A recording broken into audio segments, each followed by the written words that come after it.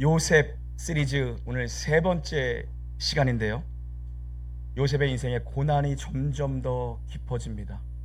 요셉의 인생에는 고난이 점점 더 길어져요. 채색 옷을 입는 사랑받는 아들, 그는 채색 옷을 입은 아들이었습니다.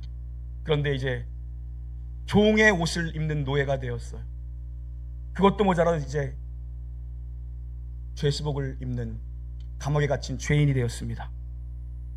어떻게 이렇게 점점점 낮아져서 고난에 고난을 더해서 하다 감옥에 갇히는 죄수까지 되었냐는 것입니다. 그는 하나님의 말씀을 받았습니다. 하나님의 약속을 받았습니다. 하나님이 그의 심령 가운데, 그의 심장에 꿈을 새겨 넣으셨습니다. 이건 요셉의 꿈이 아니라 하나님이 꾸게 하신 하나님의 꿈입니다. 그런데 어떻게 말씀과 현실이 이렇게 다르다는 겁니다. 어떻게 말씀과 현실이 점점 더 멀어져 가는 것 같은 인생을 요셉은 사냐는 거예요. 그런데 성경은 그때마다 요셉이 가장 큰 고난을 당할 때마다, 그가 감옥에 있고 그가 노예로 팔려가고 그가 구덩이에 갇혔을 때마다 성경은 그의 인생을 어떻게 평가합니까? 하나님이 함께 하심으로 그가 범사에 형통했다라고 얘기합니다. 후렴꿈처럼 하나님이 그와 함께 하심으로 그의 인생이 범사에 형통했다라고 한 줄 요약해버리고 그냥 스킵하고 넘어가 버려요. 대체 성경이 얘기하는 형통이 뭐냐는 거예요. 형통은 히브리어로 찰라흐라는 단어입니다. 찰라흐. 원어를 분석해서 올라가면 앞으로 나아가다, 계속 전진하다, 이런 의미예요. 내 상황, 내 조건, 내 형편과 관계없이 내 인생이 앞으로 나아가면 그게 하나님을 향한, 하나님 보시기에 형통이라는 겁니다. 하나님의 뜻을 이루고 있는 인생, 하나님의 뜻을 이루며 사는 인생이 바로 형통한 인생이라고 오늘 성경은 얘기하거든요. 하나님이 요셉을 인생을 붙잡으시고 감옥에서도 그는 갇혀서 앞으로 한 걸음도 나아갈 수 없어요. 웅덩이에 빠졌는데 어딜 앞으로 나아갑니까? 노예로 관저에 갇혀있는 자가 어디 앞으로 나아갑니까? 어딜 전진합니까? 그런데 성경은 그가 앞으로 나아가고 있었다. 그의 인생은 범사가 전진하고 있었다. 왜요? 그가 감옥에서도 하나님의 뜻을 향해 하나님의 말씀이 성취되는 자리로 그도 모르는 사이에 하나님은 그를 이끌어가고 계셨다는 거예요. 그러면 요셉을 향한 하나님의 뜻, 하나님의 비전이 도대체 뭐였냐는 겁니다. 아브라함 언약입니다. 하나님은 아브라함에게 약속하셨어요. 너도 알지 못하는 땅으로 내가 너를 인도할 것이다. 그리고 내가 너로 큰 민족을 만들 것이다. 아브라함은 자식이 하나입니다. 이삭밖에 없습니다. 그런데 어떻게 큰 민족을 만들어요? 하나님 그렇게 약속하셨거든요. 그리고 아브라함의 후속 이삭과 야곱을 통해서 하나님이 정말 큰 민족을 만드시는데요, 야곱의 이름을 이스라엘이라는 국명으로 바꿔버리십니다. 하나님이 큰 민족, 이스라엘은 국가를 만드시겠다라는 거예요. 그 민족을 만드시기 위해 택한 장소가 애굽입니다. 애굽을 인큐베이터 삼아서 그 안에서 히브리 민족, 약하고 천한 히브리 민족을 큰 민족으로 하나님 만드시겠다는 것입니다. 그리고 하나님 아브라함에게 약속하셨거든요. 400년이 차면 출애굽하여, 애굽으로부터 나가요, 출애굽하여 내가 약속한 땅, 가나안 땅에 너희들이 정착하게 될 것이다. 그때까지 가나안 민족들은 가나안에 살면서 온갖 음란과 죄악과 우상숭배로 그 땅을 더럽게 만들 것인데, 그들의 죄악이 관영하게 찰 때, 그리고 하나님의 백성들 입장에서는 무엇입니까? 고난이 가득 찰 때 하나님은 큰 민족을 만들어서 너희를 출애굽하여 그들을 몰아내고, 약속의 땅을 더럽힌 그들의 죄악이 관영한 그들을 몰아내고 그들을 정복하고 거기에 너희가 거주하여 살게 하는 것이 하나님의 뜻이거든요. 이 일을 위해서 여러분, 모세가 출애굽의 주역이었잖아요. 그러면 애굽으로 누군가 먼저 들어가야 됩니다. 하나님이 그 사람을 택했는데 그게 바로 요셉이었습니다. 유인자, 애굽으로 유인할 유인자가 필요했어요. 아무나 갑니까? 믿음의 사람을 하나님이 요셉으로 선택하신 것입니다. 믿음의 모델로 애굽 땅에서 믿음을 지킬 수 있는 자를 하나님이 택하신 겁니다. 그리고 요셉의 나이 17살 되던 해에 그의 꿈 가운데 하나님이 꿈을, 말씀을, 하나님의 계시를, 하나님의 언약을 심겨두신 거라고요. 그런데 그때부터 요셉의 삶에 고난이 몰려오기 시작해요. 하나님의 뜻을 이루는 삶, 형통한 삶, 그러나 그의 인생은 고난으로 점철되어 있습니다. 그래서 요셉은 영문도 모른 채 구덩이에 빠져요. 영문도 모른 채 여기가 어디 노예로 팔려가요. 영문도 모른 채 그는 하나님 앞에서 내가 어떻게 득지할 수 있으리요, 여자의 유혹을 끊어냅니다. 그런데 하나님 뜻대로 사는 인생인데 감옥에 들어가요. 하다 감옥까지, 더 이상 밑바닥이 없을 곳까지 떨어져 버렸습니다. 그가 범죄했습니까? 아니요. 하나님의 뜻을, 하나님의 말씀대로 하나님 앞에 범죄하지 않기 위해 몸부림치는 인생인데 눈 떠보니까 감옥입니다. 더 이상 내려갈 바닥이 없을 정도로 그는 고난에 고난을 더해갑니다. 그런데 오늘 본문 40장 1절을 보니까요, 눈으로 한번 보시겠어요? 40장 1절을 보니까 그 후에라는 단어로 시작해요. 여기서 그 후에는 요셉이 억울하게 감옥에 들어간 그 후에이며, 여기서 그 후에는 감옥에서 요셉이 간수장에게 인정을 받아서 죄수 관장이 됐을, 감옥에서 방장이 되었을, 죄수 관장이 되었을 그때입니다. 그때에 애굽의 거물급 인사 정치인 2명이 미결수 상태로 감옥에 들어오게 돼요. 술 맡은 관원과 떡 맡은 관원이에요. 밥 때마다 왕의 얼굴을 대면하는 자입니다. 술 마실 때마다 왕의 얼굴을 대면하는 정치인 2명이, 왕의 채찍근 2명이 요셉이 죄수 관장으로 있는 방에 들어옵니다. 당시엔 여러분 독살이 있던 시대잖아요. 왕의 입에 들어가는 것을 맡긴다라는 건 왕이 절대적으로 신임하는 자라는 얘기입니다. 밥을 먹을 때, 술을 먹을 때. 그래서 성경에서 대표적인 술 맡은 자가 누구예요? 느헤미야. 아닥사스다 왕에게 절대적인 신뢰를 받았던 거예요. 그래서 고국으로 파견해버리잖아요, 왕이. 그러니까 이 술 맡은 관원장, 이 떡 맡은 관원장도 왕의 절대적 신임을 얻던 자들이라는 거예요. 이 사람들이 한날 요셉에 있는 감옥에 들어와요. 원인을 성경을, 이유는 뭐라고 성경은 정확하게 설명하지 않는데 아마 독살 사건과 연루가 되었을 것입니다. 왕궁이 뒤집히고 왕의 노함을 받아서 이 두 사람이 감옥에 들어옵니다. 이 감옥은 VIP 정치범들 가두는 감옥이잖아요. 철저한 보안을 위해서, 왕궁에서 있었던 일들이 새어나가면 안 되는 거예요. 철저한 보안을 위해서 어디에 이 감옥이 있었습니까? 경호대장, 왕의 경호실장 보디발의 집 안에 있는 감옥이었어요. 그래서 왕의 경호실장이 직접 관리 감독하던 감옥이었습니다. 그래서 40장 4절 보면 그 경호실장이었던 보디발이 감옥에 있는 요셉을 부릅니다. 그리고 얘기합니다. 뭐라고 얘기합니까? 그들을 특별히 수종들라고 얘기합니다. 아직 미결수예요. 판결이 나지 않은 상태입니다. 어떻게 이 정치인들이 나중에 어떤 힘을 갖게 될지 몰라요. 그러니까 보디발이 요셉을 불러다가 잘 모셔라라고 얘기합니다. 이 얘기는 뭡니까? 보디발이 요셉을 갖다 감옥에 쳐놨지만 요셉이 죄가 있는 게 아니에요, 여러분. 보디발도 알고 있었던 겁니다. 자기 부인이 죄인이라는 걸 알고 있었는데 어쩔 수 없이 귀족의 위신과 체면 때문에 죄 없는 요셉을 갖다 감옥에 쳐놓은 겁니다. 그리고 아직까지도 보디발은 요셉을 신뢰하고 있어요. 네가 잘 섬겨라. 그런데 어느 날 요셉이 이들을 막 아침 저녁으로 시종 들고 있는데 어느 날 안색이 안 좋은 거예요. 근심이 둘 다 가득 찬 거예요. 알고 보니 간밤에 둘 다 꿈을 꿨는데 꿈자리가 뒤숭숭한 거예요. 근데 해석할 자가 없는 겁니다. 지금 감옥에 있다 보니까 점성술사, 꿈을 해석해줄 점쟁이가 없는 거예요. 그래서 이들의 얼굴에 근심이 가득합니다. 고대 사람들은 꿈을 중시 여겼습니다. 우리나라도 어른들이 꿈을 중요시 여기잖아요. 고대 사람들은 꿈을 중시 여겼어요. 히브리인들은 꿈이 선명한 건 당연히 하나님의 계시라고 생각했는데, 히브리인들뿐만 아니라 나머지 이방신을 섬기는 자들도 마찬가지였어요. 선명한 꿈은 분명히 신의 계시다라고 믿었던 시대입니다. 그래서 이 꿈에 자기들의 앞날이 분명히 운명이 걸려있는 꿈이라는 거예요, 이들은. 그런데 깜빵이다 보니까 점술사가 없는 겁니다. 해석자가 없는 거예요. 그래서 근심에 근심을 걷어먹고 있을 때 요셉이 누굽니까? 꿈의 대가 아닙니까? 꿈꾸는 자 아닙니까? 요셉이 제게 한번 이야기해 보십시오. 제가 해석하는 게 아니라 우리 하나님이 꿈을 해석해 주실 겁니다. 자기의 꿈 이야기를 터놓으라고 얘기합니다. 그러자 그 꿈 내용이 4장 9절부터 19절까지인데요. 술 맡은 자가 먼저 얘기합니다. 술 맡은 간원이 간단하게 요약할게요. 이런 거예요. 내가 간밤에 꿈을 꿨는데 포도나무가 있어요. 가지가 3개야. 근데 열매가 주렁주렁, 꽃이 피고 열매가 주렁주렁 달린 거야. 그래서 내가 그 포도 열매를 따가지고 그걸 쥐을 내다가 바로의 술잔에다가 포도주를 따라서 왕께 내가 바쳤다는 내용이에요. 요셉이 딱 듣자마자 이 꿈은 길조입니다. 당신은 감옥에서 나갈 길이 열릴 겁니다. 나무 3개라는 건 사흘, 3일이라는 메시지고, 사흘 안에 당신은 바로에게 다시 술잔을 올릴 수 있는 복직의 기회가 열릴 겁니다. 길조입니다. 이 얘기를 옆에서 가만히 있던 떡 맡은 자가 어휴, 나도 얘기겠다. 내 건도 좋은 거겠지? 해서 떡 맡은 자가 얘기하는 거예요. 사실 나도 꿈을 꿨는데 나는 떡 맡은 자잖아. 머리에 바구니를 3단으로 쌓아가지고 유치부 설교하는 것 같아. 이러니 내가 유치부 어린이 설교면 부흥을 그냥 가져오는 사람이었다니까. 그래서 내가 바구니 3개를 3단으로 쌓았는데 아니 글쎄 근데 새들이 날라와서 그 바구니에 떡을 바로 깨받칠 떡을 다 쪼아 먹대. 흉조입니다. 당신이 그렇게 당신의 시체가 그렇게 새들에게 쪼임을 당해서 시체가 뜯길 것입니다.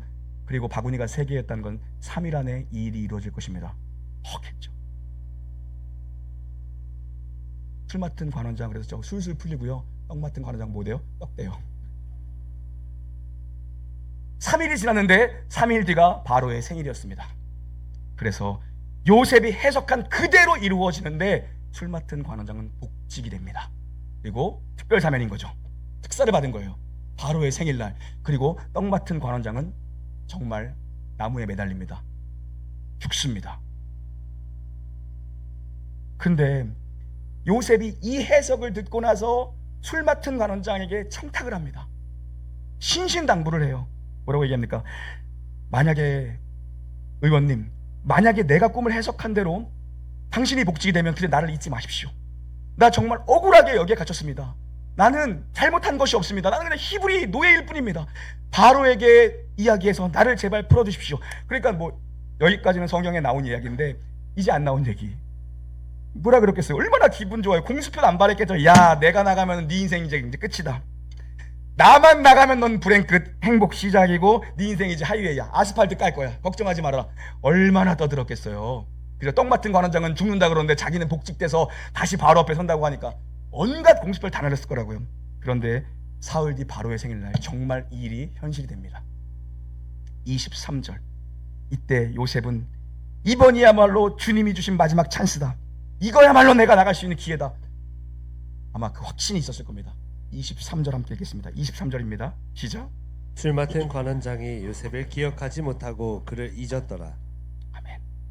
그런데 이 기회가 한순간에 산산조각 나버립니다. 술관원이 요셉과의 약속을 잊어버립니다. 요셉을 기억하지 못하고 그를 잊었더라. 성경에 정말 많은 표현들이 있지만 이렇게 안타까운 표현이 또 있을까 싶습니다. 술관원장이 그를 기억하지 못하고 그를 잊었더라. 왜 이런 절망스러운 일이 더 이상 내려갈 것 없을 것 같은 요셉의 인생 가운데 그가 잘못한 게 아니잖아요. 하나님 앞에 내가 득지할 수 없습니다. 그는 그냥 구덩이에 던져진 삶을 살았습니다.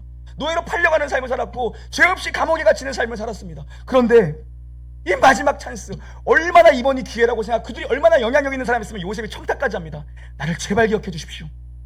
그런데 또 한 번 이런 어려움이 요셉의 인생에 다가옵니다. 왜 요셉의 인생이 이런 일로 점철되어 있는가? 이게 오늘 메시지입니다. 왜 그가 요셉을 잊었는가? 오늘 메시지 따라합니다. 섭리의 하나님은 요셉의 인생에 2번 다시 찾아오지 않을 것 같은 기회를 왜 그냥 흘러가도록 내버려 두신 건가요?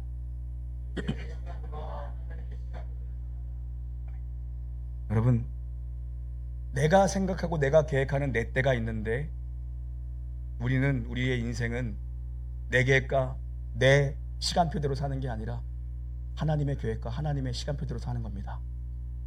술관원이 요셉을 기억하지 못하고 잊었대요. 인간을 의지한다는 게 여러분 얼마나 허망한 거예요. 아마 요셉은 술관원이 복직된 이후에 전전긍긍 이제나 어제나 이전에 어떤 시간보다도 오매불망 기다리고 기대하고 있었을 거라고요. 기도하면서 기다리고 있었을 거라고요. 그런데 언제나 술관원이 나를 부르는가? 나를 언제나 콜하는가? 아무 소식이 없어요. 왜 이 술관원이 요셉을 이렇게 잊어버린 건가? 이 사람 정치인입니다. 강간 미수범으로 감옥에 있는 히브리 노예 한 명 살리자고 굳이 자기도 풀려나서 자기 밥그릇 지금 챙기기도 힘든 판에 굳이 정치적으로 모험을 할 필요가 없죠. 그렇게 시간이 그냥 흘러간 거예요. 그런데 여러분, 우리 조금 더 넓고 크게 보자고요. 하나님의 섭리라는 관점으로 봐야 돼요. 술관원이 요셉을 기억하지 못하고 그를 잊었더라. 기억하지 못했다, 잊었다. 2번 반복해서 강조법을 사용합니다. 새까맣게 잊어버렸다. 이건 뭐예요? 하나님이 하나님이 요셉을 잊혀지게 했다는 것입니다. 새까맣게 잊어버리도록 하나님이 일하셨다는 거예요. 왜요? 아직 하나님의 때가 아니었어요. 요셉은 지금이 자기의 때라고 생각했어요. 이거야말로 절호의 기회다라고 요셉은 붙들었다고요. 근데 하나님은 아니라는 거예요. 그래서 때가 찰 때까지 하나님은 요셉을 감옥에 더 가둬두십니다. 요셉의 계획대로 만약에 정말 술관원장 때문에 요셉이 석방됐다면 정말 잘 돼야 자유인, 노예에서 자유인 정도 신분을 얻었겠죠. 하나님의 계획과 하나님의 뜻과 하나님의 작정은 그게 아니었습니다. 하나님 뭐예요? 요셉이라는 인생을 향해 가지신 하나님의 뜻이 있었다는 것입니다. 그를 애굽의 국무총리로 올리는 게 하나님의 뜻이었어요. 그래서 그를 통하여서 야곱의 식솔들이 전부 다 다시 애국할 수 있도록, 애굽으로 돌아오도록, 애굽에 들어가도록 하는 게 하나님의 뜻이었어요. 요셉을 반드시 바로 앞에 세우는 게 하나님의 뜻이었다고요. 그래서 41장이 어떻게 시작합니까? 1절 눈으로 보시면 만 2년 후에 이렇게 시작해요. 만 2년 후에 술 맡은 관원장이 석방된 지 벌써 만 2년이 됐다는 것입니다. 지금이 하나님의 때라는 거야. 이제 하나님의 시간표가 꽉 찼다라는 거예요. 이번에는요, 어느 날 애굽 왕 바로가 꿈을 2개 꿉니다. 지금 이 내러티브 속에서 꿈이 계속 2번 등장하죠. 요셉이 17살 때 나이에 꿈을 2번 꿉니다. 그리고 감옥에서 관원장들이 꿈을 2개 꿉니다. 그리고 애굽의 왕 바로가 꿈을 2개 꿉니다. 뭡니까 이건? 우연이 아니라는 겁니다. 히브리인들은 항상 2-3사람의 증인을 세우잖아요. 하나님이 2번씩 꿈을 꾸게 하심으로 이건 하나님의 꿈이다, 하나님의 작정이다, 하나님의 뜻이라는 걸 명확하게 하자는 겁니다. 우연이 아니라 하나님이 꿈꾸게 하신 거라는 겁니다. 바로가 용하다는 술객들을 점쟁이들 다 부릅니다. 아무도 해석을 못해요. 왜요? 하나님의 꿈이기 때문에, 하나님이 꾸게 하신 거기 때문에 해석할 자가 없습니다. 하나님이 막으신 거죠, 해석하지 못하도록. 그래서 바로가 이 일로 번민하기 시작, 잠을 못 잡니다. 이 꿈으로 인하여서 술관원장이 2년 동안 까마득하게 잊고 있던 요셉을 술관원장이 기억해냅니다. 하나님의 때가 된 거예요. 왜요? 하나님이 기억하게 하신 겁니다. 드디어 요셉이 애굽왕 바로 앞에 서는 길이 13년 만에 열렸습니다. 그런데 성경은 이때 요셉의 나이를 30세라고 밝힙니다. 요셉이 30살 되었을 때, 30세 되었을 때에 애굽왕 바로 앞에 섭니다. 30세라는 건 관리로 중용될 수 있는 가장 적합한 나이가 30세입니다. 예수님도 30세에 공생애를 시작하셨고, 레위인들도 30세부터 성막에서 봉사할 수 있는 권한이 주어졌습니다. 애굽도 마찬가지였어요. 관리로 중용될 수 있는 가장 적합한 나이가 30세였습니다. 27세가 아니었어요. 하나님은 그가 관리로 등용할 수 있는 나이까지 그를 가두고 계시다 30살 때에 애굽왕 바로 앞에 세우십니다. 그래서 바로 그냥 관직에 올라버리잖아요. 요셉은 어떻게 해서든 감옥에서 빨리 나오는 게 요셉의 뜻이었습니다. 근데 하나님의 뜻은 아니었습니다. 그를 애굽의 총리 대신으로 세우는 거예요. 그래서 합당한 나이가 차기까지 술관원의 기억에서 요셉이라는 존재를 대수롭지 않게 스쳐 지나가게 하십니다. 지금 요셉은요, 감옥에서 아무 일도 일어나지 않는 한숨뿐인 인생을 삽니다. 그리고 마지막 2년은 더 했을 겁니다. 모든 소망이 끊어졌을 겁니다. 하나님은 요셉을 향한 자신의 뜻을 이루시기 위해서 요셉의 인생에는 눈에 보이는 게 아무것도 없습니다. 보이는 게 벽밖에 없습니다. 죄수들밖에 없습니다. 감옥입니다. 그런데 하나님께서는 요셉을 향한 자신의 뜻을 이루시기 위해서 하나님의 시간표대로 쉬지 않고 일하고 계셨어요. 아버지 야곱도 자기 아들 요셉을 죽은 줄만 알고 잊고 살아갑니다. 벌써 10년이 넘었습니다. 요셉을 구덩이에 빠뜨리고 팔아남은 형들도 10년이 지나고 나니까 이제 공소시효 끝났으니까 요셉이란 놈 뭐 기억할 필요가 있겠습니까? 가족들에게 다 잊혀집니다. 그를 총애하던 보디발도 요셉을 잊어버립니다. 은혜를 입은 술관원도 요셉을 잊었습니다. 그러나 단 한순간도 요셉을 잊지 않고 요셉의 인생을 주장하시며 그를 바라보고 계셨던 분은 우리 주 하나님은 단 한순간도 요셉을 잊지 않고 계셨어요. 시편 105편의 표현대로라면 그의 발은 착고를 찾고 그의 몸은 쇠사슬에 매였도다라고 얘기합니다. 요셉이 갇혀있는 형편을 묘사하는 거죠. 시인답게 그의 발은 착고를 찾고 그의 몸은 쇠사슬에 두들 매여있다. 여기서 몸이 쇠사슬에 매여있다를 히브리 원문을 지각하면 영혼이 쇠꼬챙이에 눌려있다입니다. 이 말은 뭡니까? 그의 몸도 묶여있고 그의 영혼도 묶여있고 그는 지금 모든 것이 묶여서 옴짝달싹할 수 없는 혼비백산, 내 의지, 내 계획이 아무 소용없고 아무 쓸데없는, 아무것도 할 수 없는 현실 가운데 그는 내버려진 겁니다. 그런데 이 상황 속에서도 하나님은 요셉의 인생 속에서 쉬지 않고 일하고 계셨습니다. 그것이 바로 저와 여러분의 하나님 아버지인 줄 믿게 되기를 축복합니다. 하나님 보이지 않지만 계속 일하고 계시는 거예요. 계속 일하고 계시는 거예요. 이제 우리의 현실로 한번 와보시죠. 내 인생이 여러분 굽이굽이 돌아가는 것 같지 않습니까? 저는 그런 것 같아요. 그렇게 준비하고 이렇게 열심히 해도 번번이 실패합니다. 이번에는 정말 기대했거든요. 작정 기도를 그렇게 해도 하나님이 침묵으로 일관하실 때가 너무 많습니다. 여러분도 마찬가지. 하나님 이번에 안 되면 나 죽어요. 여러분 이런 기도를 몇 번이나 들어보셨어요? 이번에 이거 안 되면 나 정말 죽어요. 살려주세요. 그런데도 왜 하나님은 무관심과 침묵으로 일관하실 때가 너무나도 많다는 것입니다. 이때 보통 우리는 어느 자리로 떨어지는가? 체념이나 원망의 자리에 있습니다. 여러분, 여러분의 신앙, 우리 신앙에서 가장 병든 신앙, 가장 큰 병이 있다면 그게 체념이고 원망입니다. 내가 그냥 놔버리고 모든 걸 체념해버리고 입으로 원망의 소리를 내뱉는 것이 우리 신앙의 가장 병든 상태예요. 내 예수를 믿고 감동도 하고 내가 예수에 대한 확신도 있고 내가 교회에 대한 헌신도 있는데 왜 나만 이 모양 이 꼴로 사는 건가? 기도는 무슨 기도냐? 다 때려쳐버리고 잠이나 자자. 뭐 이런 거죠. 밤낮 교회는 가서 뭐 하는가? 모르겠다. 다시 세상으로 돌아가서 술이나 퍼먹자.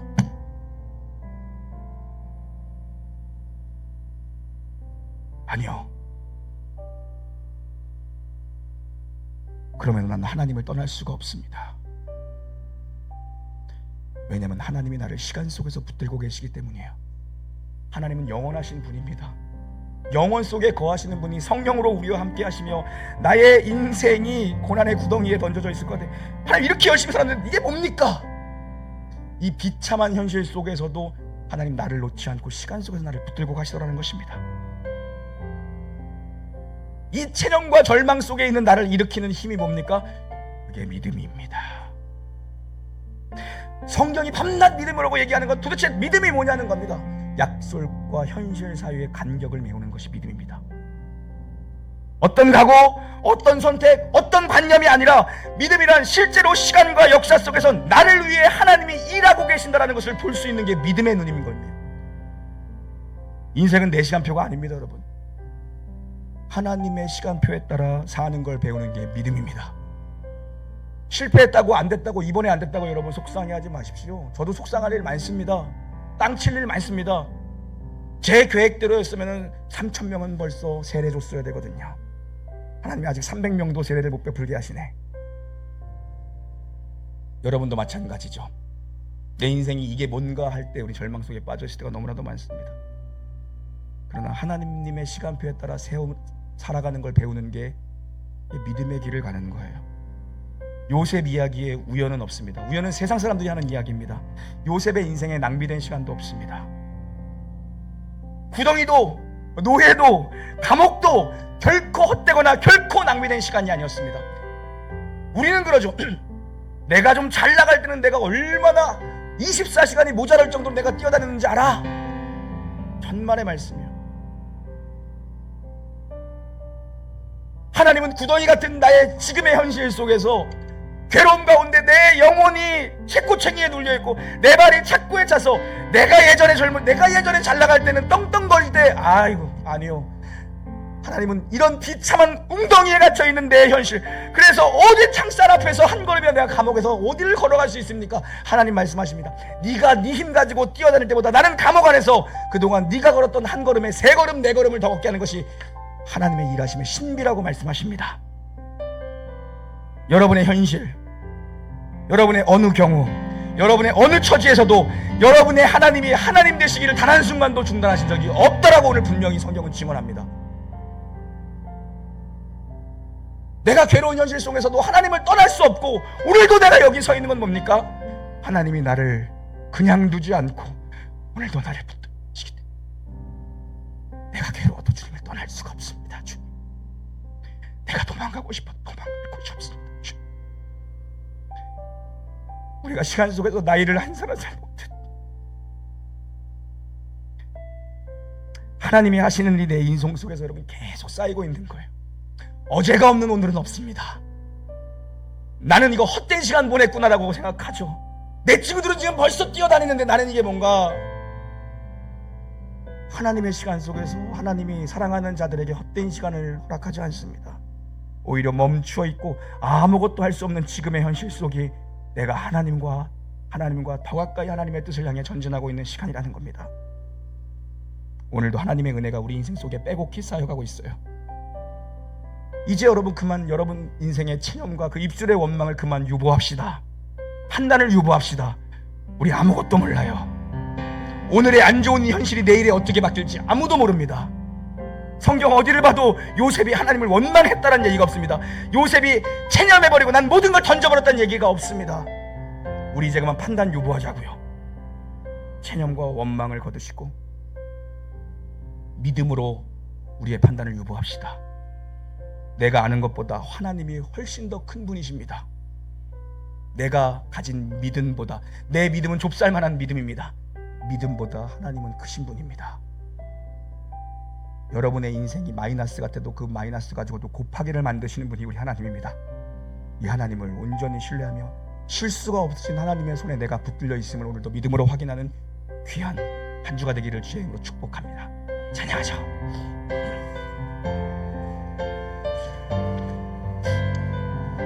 내가 걷는 이 길이, 내가 걷는 이 길이 곧 굽어도는 수가 있어도 내 심장이 울렁이고 가슴 아파도 내 마음 속으로 여전히 기뻐하는 까닭은 하나님을 실수하지 않으심일세. 내가 세운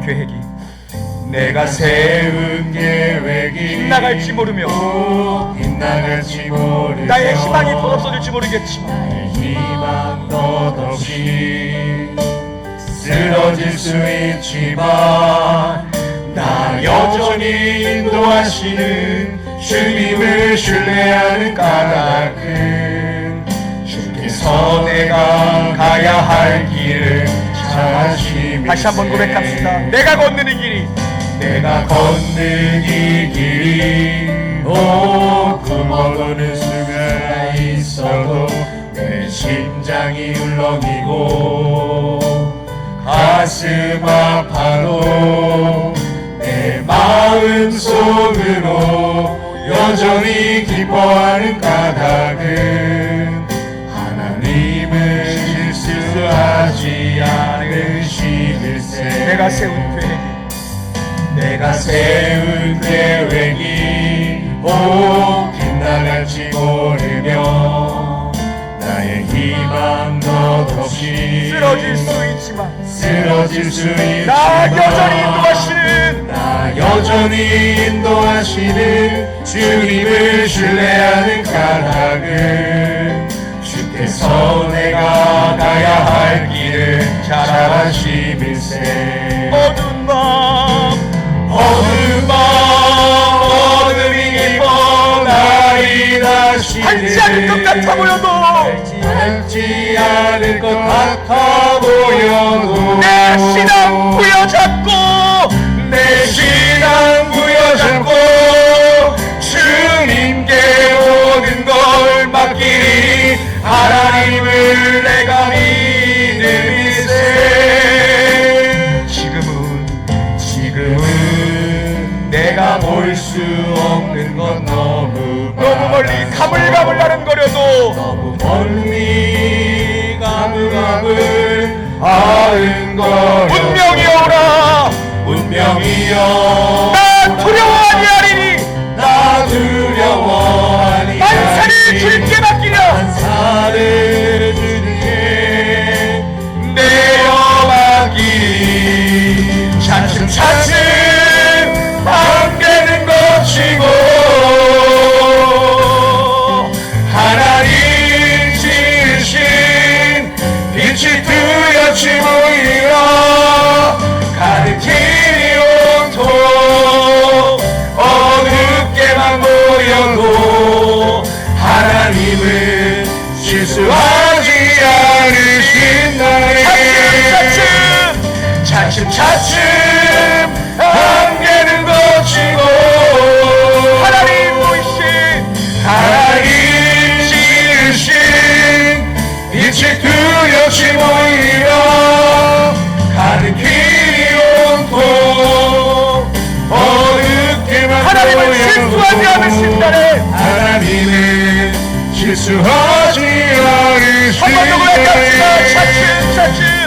차츰차츰 안개는 걷히고 하나님 지으신 빛이 뚜렷이 보이리라. 가는 길이 온통 어둡게만 보여도 하나님은 실수하지 않으신다. 주님은 나의 산성, 주님은 나의 산성, 주님은 나의 요새, 주님은 나의 소망, 나의 힘이 되신 우리 함께 자리에서 일어나시겠습니다. 주님은 나의 주님은 나의 산성, 주님은 나의 요새, 주님은 나의 소망, 나의 힘이 되신 나의 힘이 우리 두 손 높이 한번 들고 갑시다. 주님은 나의 주님은 나의 산성, 주님은 나의 요새십니다. 주님은 나의 주님은 나의 유일한 소망이십니다. 주님은 나의 소망, 나의 힘이 되신 영광, 나의 힘이 되신 우리 한번 더 선포합시다. 주님은 나의 주님은 나의 산성, 주님은 나의 요새, 주님은 나의 소망, 나의 힘이 되신 우리의 목소리로 한번 선포하십시다. 주님은 나의 주님은 나의 산성, 주님은 나의 요새, 주님은 나의 소망, 나의 힘이 되신 여호와. 하나님 아버지, 이 시간 믿는 자들에게 이런 표적이 따를 거라 약속하신 주님 말씀 그대로 의지해서 우리의 병든 몸에, 우리의 병든 생각과 우리의 병든 믿음에 손을 얹고 기도하기를 원합니다. 여러분, 환부에 손을 얹으십시오. 각종 환부에, 머리에, 가슴에, 여러분의 아픈 곳에 손을 얹고 기도할 때 이 치유 기도를 통해 하나님이 이 시간을 통해서 성령의 능력으로 예수 보혈의 피로 고친다는 이야기가 각처에서 들려옵니다. 여러분, 믿음으로 반응하시기를 바랍니다. 마음에 병든 분들, 믿음이 병든 분들은 가슴에 손을 얹으십시오. 문제를 가지고 나온 사람도 가슴에 손을 얹으십시오. 기도합시다. 오 하나님, 보십시오. 여기 주의 사랑받는 자녀들 있지 않습니까? 믿음으로 긴 여정을 걸어가는 저들 체념하지 않게 해주시옵고, 입술로 범죄하여 원망하지 않도록 주님 붙잡아 주시옵소서. 오늘 이 시간 저들의 병든 삶과 병든 믿음과 병든 육신에 손을 얹었습니다. 살아계신 하나님, 우리들의 아버지, 죽은 자를 살리시고 없는 것을 있는 것 같이 부르시는 나의 창조주 하나님, 이 시간 기적을 베풀어 주시옵소서. 성령의 권능, 예수 보혈의 피로 고쳐 주시옵소서. 주님의 치료가, 주님의 은혜가 강물같이 말지어다. 성령의 권능이, 예수 보혈의 능력이 들어가 저들의 손을 얹은 것을 깨끗하게 치유하여 주실 줄 믿사오니 역사하여 주시옵소서. 예수 이름으로 명하노니, 예수 이름으로 명하노니 치유함을 받을 주어다. 고침을 받을 주어다. 나음을 입을 주어다. 믿음으로 마흔난 모든 자들, 견고한 요새는 무너질 주어다. 하나님 아버지, 암덩어리로 폭이 잡히는 인생이 있습니다. 성령의 권능과 예수 보혈의 피로 이 시간 고쳐 주시옵소서. 성령의 불, 예수 그리스도의 십자가의 피, 오늘 저들의 모든 암덩어리는 깨끗하게 나음을 입을 주어다. 각종 성인병, 모든 뇌혈관 질환, 심장질환, 고혈압과 당뇨 수치 모든 것들은 내가 하늘과 땅의 모든 권세를 가진 예수 이름으로 명하노니 정상화될지어다. 나무를 입을지어다. 깨끗하게 치워낼지어다.